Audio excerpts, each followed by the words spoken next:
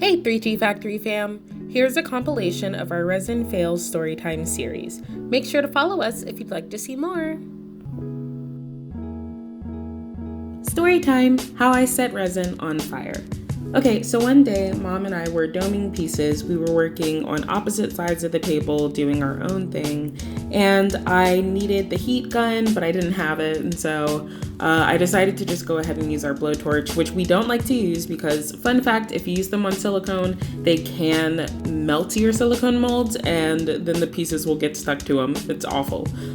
So I used the blowtorch, and somehow I guess I got too close, and it decided it just wanted to set the resin piece on fire, and so here I am watching it dance across all of our resin, and I wasn't filming at the time, and so I didn't get it on video, but it ended up dissipating, and it didn't even mess up the piece, so ta-da!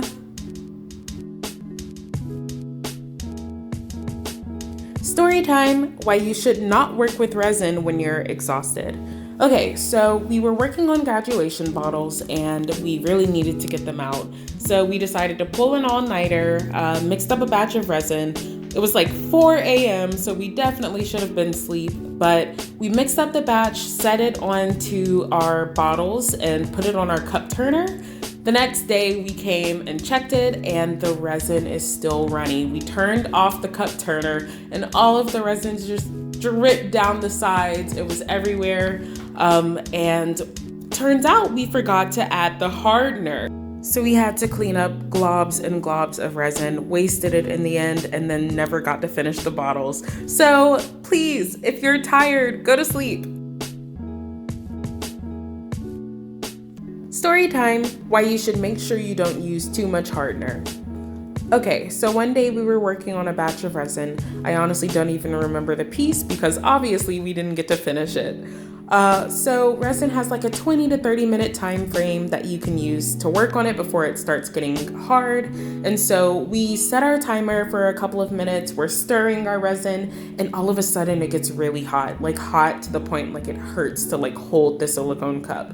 The resin starts heating up and then it starts smoking, which resin is a chemical, that's like another story, but it starts smoking and then cures in our hands as we're trying to mix it together. Turns out we added way too much hardener and that was a completely trashed project. So be careful. Story time, why we use turntables when we're doming resin. Okay, so this is more of a hack than a story time, but our condo is tragically slanted. So we had to get creative on how we'd solve our doming issue.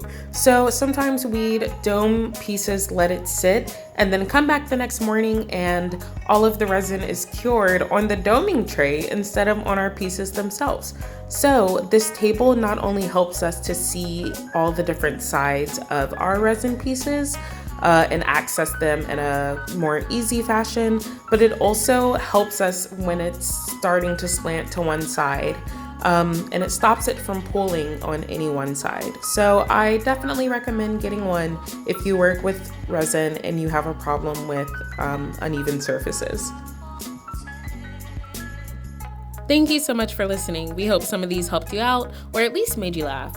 Actually, as I'm posting these, we've had like 3 more resin fails come up. So definitely if you're interested, let us know, leave a comment, and make sure that you're following us.